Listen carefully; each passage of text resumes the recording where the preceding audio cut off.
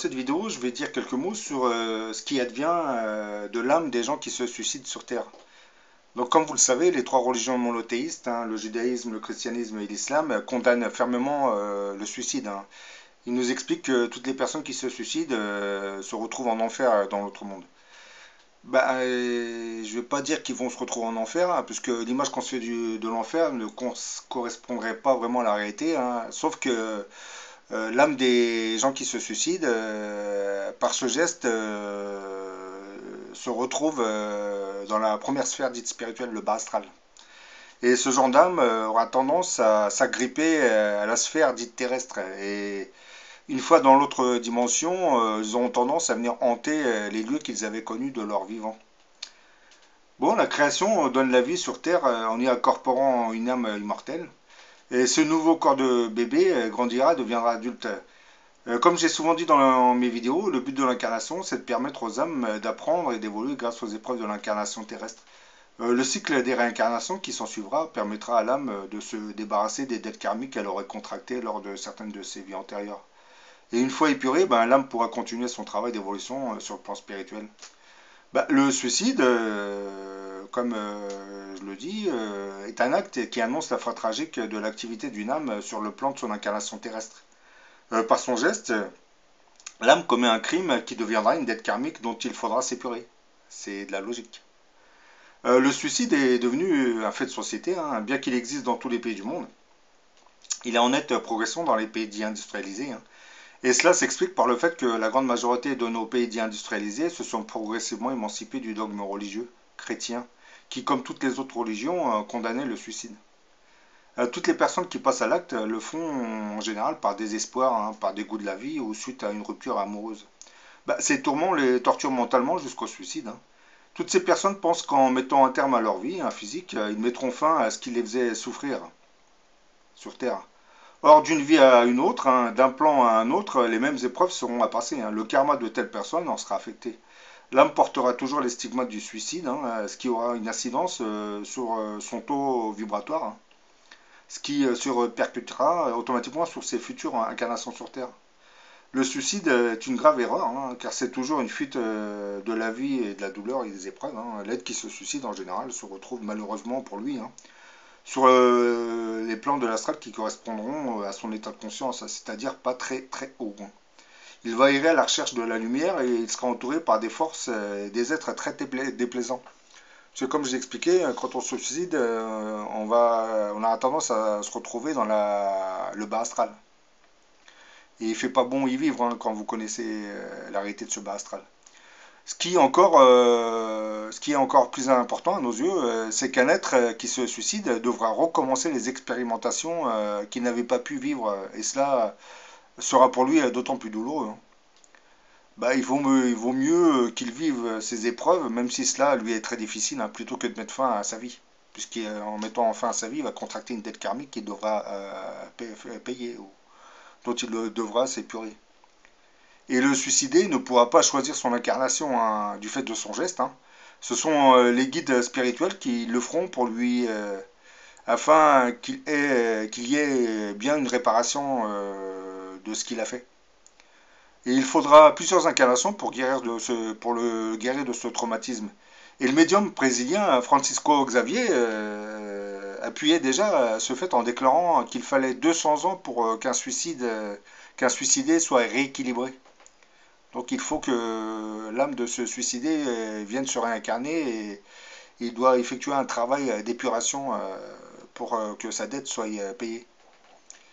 Lorsqu'elles rejoignent définitivement le monde des esprits, hein, les âmes d'individus qui se sont suicidés, hein, se sentent beaucoup diminuées dans le regard de leur guide spirituel, parce qu'elles avaient rompu leur engagement dans une vie antérieure. C'est ce que j'expliquais tout au début de la vidéo, hein. En se suicidant, vous coupez le cycle de la réincarnation et vous contractez une dette karmique. La Terre, c'est une arène où l'âme doit lutter pour son élévation, hein. C'est une terre d'expiation, la Terre. L'âme peut l'obtenir par le travail, hein, le sacrifice et les difficultés qu'elle cherche à dépasser en s'appuyant sur sa foi. Comprendre que la souffrance, soit physique ou morale, est un puissant moyen de développement est une marche franchie vers le progrès, hein. Et tant que ces données ne seront pas acquises, hein, il y aura des hommes qui fléchiront devant les maux de la vie, hein. Ces gens, ce sont ceux qui ont tendance à s'orienter vers le suicide. Penser que le suicide permettra d'échapper à la misère et aux déceptions est une grave erreur, hein, car l'âme est immortelle, hein, et rien des conséquences de cet acte ne s'effacera dans l'au-delà. Comme je l'ai expliqué dans beaucoup de vidéos, tout est enregistré dans notre subconscient, il ne faut pas l'oublier. Vous vous suicidez, c'est enregistré immédiatement dans le subconscient. Et même les guides spirituels qui viendront vers vous le verront tout de suite. C'est pour cette raison que vous n'êtes pas très bien vu lorsque vous vous suicidez dans l'autre monde. Bien entendu, vous êtes mal vu, mais bon, ces guides spirituels essaieront de vous sortir de cette torture mentale dans laquelle vous vous êtes plongé, hein, puisque le suicidé, l'âme du suicidé se retrouvera dans la sphère qui va correspondre à son état vibratoire et il va souffrir. Comme j'ai expliqué, hein, penser que le suicide permet d'échapper à la misère et aux déceptions, c'est une grave erreur, car l'âme est immortelle, hein, et rien des conséquences de cet acte ne s'efface dans l'au-delà, hein. Au contraire, elles poursuivent le suicidé plus nettement et de façon plus terrible, hein, de l'autre côté, hein. La première déception qui attend le suicidé, c'est la réalité de la vie, hein. Pour lui, il pensait y mettre un terme, mais la vie ne s'éteint pas avec la mort du corps physique, hein. Bah, elle s'ouvre à lui plus grande, plus vaste, et elle est martelée par les tourments qui l'ont conduit vers cette rébellion contre l'incarnation. Les suicidés vont continuer donc à souffrir, hein. Ils reviendront sans cesse, du moins ils vont revivre sans cesse la scène tragique de leurs derniers instants terrestres, hein. Et pendant des mois, voire des années, ils vont ressentir les impressions terribles du poison qu'ils ont absorbé ou de la perforation du cerveau par la balle, d'une arme ou de la violence des rochers où leur corps se serait abîmé. Bah, ils vont chercher l'oubli, mais la pensée est active, hein, et tout est là, hein, minute après minute, comme nous le trouvons dans ce témoignage tiré du livre Mémoire d'un suicidé d'Yvonne Pereira. Elle nous dit les premières heures qui suivirent ce geste brutal que j'avais commis, c'est-à-dire là j'explique, hein, c'est l'âme d'une personne qui s'est suicidée qui parle, hein. Les premières heures qui suivirent ce geste brutal que j'avais commis se passèrent sans que je puisse véritablement prendre conscience de moi. Mon âme, rudement violentée, s'était comme évanouie, hein. Elle était en train de souffrir assez sévèrement. Mes sens, mes facultés étaient paralysées comme si un indescriptible cataclysme avait renversé le monde et que dans ses ruines, mon être avait fini par tomber. Bah, j'avais l'impression d'être paralysé. C'était comme si cette détonation maudite, qui jusqu'à aujourd'hui résonne encore en vibration, avait dispersé une à une les molécules qui constituaient ma personnalité. Bah, des odeurs fétides et nauséabondes revenaient sans cesse et indisposaient mon odorat. Une douleur aiguë, violente, folle assaillait tout mon corps et se localisait particulièrement au niveau du cerveau et en commençant par l'appareil auditif. Bah, prise de convulsions aiguës, je me penchais sur le côté droit de l'ouïe, hein, du sang coulait de l'orifice, hein, à cause du projectile de l'arme à feu dont je m'étais servi pour me suicider. Mes mains étaient sales, mes vêtements, mon corps. Rien cependant, rien n'était effacé, je me retrouvais maintenant blessé, uniquement blessé et non pas morte. C'est ce qui m'a intrigué. Parce que la vie continue en moi comme avant. Plus dur encore, c'est le détachement de l'âme de ce corps physique.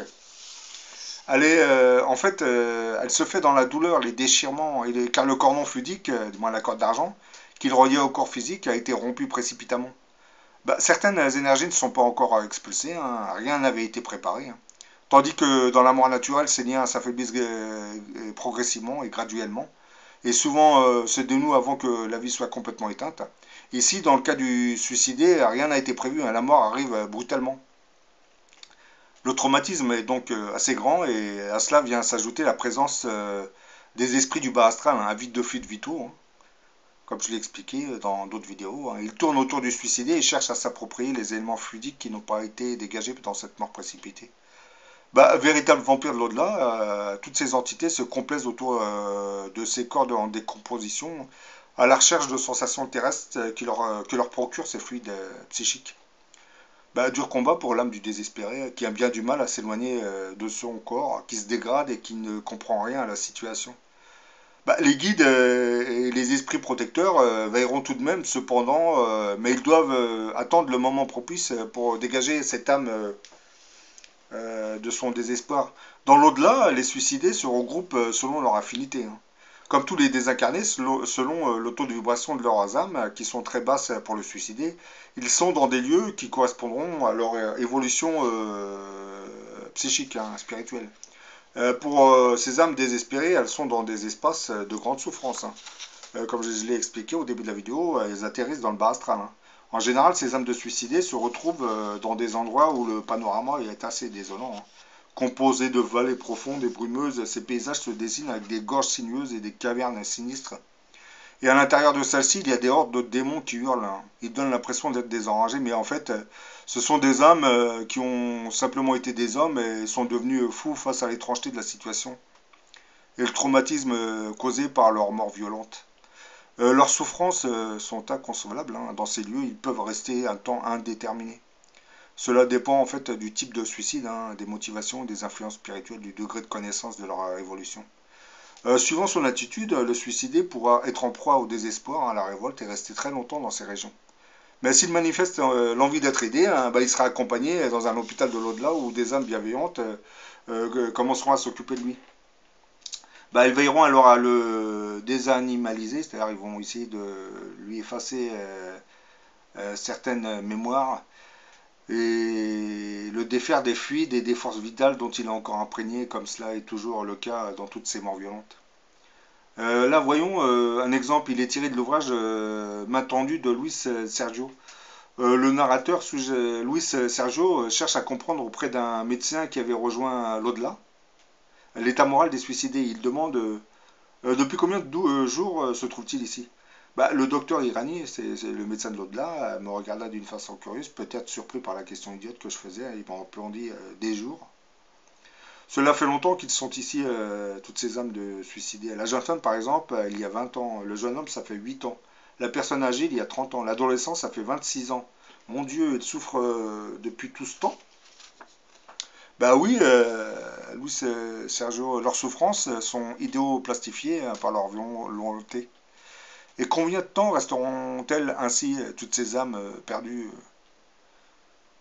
Bah, cela dépendra de la volonté de chacun d'eux, hein. Nous avons déjà reçu des esprits dans la même situation qui sont seulement restés 3 ans, hein, d'autres plus de 30 ans, hein.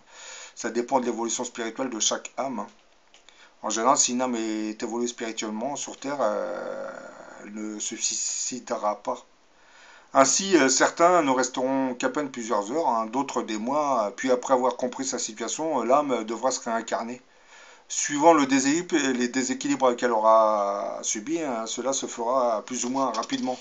Bah, il arrive très souvent que l'esprit n'arrive pas à bien analyser la situation, alors la réincarnation se fera plus rapidement pour éviter que sa souffrance ne soit augmentée. Bah, dans ce cas-là, la vie sur Terre sera très courte, hein, et se fera auprès de parents aimants et aidants, afin que par l'amour, peu à peu, se pansent les blessures de cette âme. Mais il y aura une autre raison expliquant l'incarnation courte, hein. L'incarné, en se suicidant, détériore son corps physique. Bah, ce traumatisme, ainsi que ceux subis par un dégagement trop rapide, s'imprime dans le corps éthérique, hein. Dans la nouvelle incarnation, son nouveau corps physique sera affecté par tous ces troubles, hein. Il ne pourra résister très longtemps à ces déséquilibres. C'est par exemple une maladie incurable chez l'enfant, hein. D'autres exemples tirés des ouvrages de Chico Xavier, hein, médium brésilien, viennent expliquer certains dérèglements organiques et dépendant directement des conditions du suicidé. Bah, exemple des conséquences des âmes qui se suicident et qui viennent se réincarner. Bah, si le suicide a été réalisé par balle et que celle-ci avait traversé la gorge, le prochain corps physique dans lequel cette âme se réincarnera sera naturellement mutilé à cet endroit. Peut-être que l'incarné aura du mal à parler ou ne pourra plus parler du tout, hein. Si c'est dans les yeux que la balle avait atteint la personne, bah, l'individu aura certainement des problèmes de cécité lors de sa prochaine incarnation. Et dans les cas d'empoisonnement, cette âme aura probablement des problèmes intestinaux ou plus graves, des cancers de l'œsophage, du pancréas et des maladies du sang, etc. etc. Bah, pour les pendaisons, cela peut provoquer des troubles à la colonne vertébrale ou de la paraplégie, hein. Et pour les noyades, la personne aura de sérieux problèmes au niveau de l'appareil respiratoire, tels que de l'asthme, de la bronchite ou de l'emphysème chronique. Bah, et les médecins auront d'énormes difficultés à la soigner, car les causes profondes se trouvent dans le subconscient de la personne, Donc, comme je l'explique, lorsqu'une personne se suicide, bon, ça dépend de quelle manière elle s'est suicidée, hein, ça aura une répercussion sur ses futures réincarnations. C'est-à-dire que cette âme va renaître dans un corps physique qui aura des problèmes correspondant au suicide, du moins à la manière dont cette personne s'était suicidée. Par exemple, si il a sauté d'une montagne, il aura probablement dans sa nouvelle vie des problèmes de colonne vertébrale où il sera probablement paralysé. Et pourquoi ces problèmes? Bah, c'est une manière de permettre à cette âme de s'épurer de la dette karmique qu'il a contractée en se suicidant. Donc il faut éviter de se suicider, hein. C'est pas la meilleure des solutions pour effacer certains problèmes, hein, car ceux qui le font, il faut qu'ils sachent que après la mort, la vie continue avec la main. Et logiquement, vous allez souffrir. Si vous n'êtes pas préparé spirituellement, déjà, vous allez errer quelque temps autour de vos amis ou de vos familles. Ensuite, vous allez remarquer que vous êtes dans une sphère assez ténébreuse où grouillent toutes sortes de bestioles, hein. Tout est sinistre, même la lumière astrale ne parvient pas vers ces lieux, hein. En règle générale, pour aider les suicidés, il faut prier, hein, il faut leur envoyer des pensées pour essayer de les aider à sortir de cette torpeur. Et si l'âme du suicidé commence à se repentir, à vouloir évoluer, ben logiquement, sa pensée est captée par les hautes sphères. Et les anges vont missionner certaines âmes évoluées spirituellement parlant pour qu'elles descendent aider cette personne.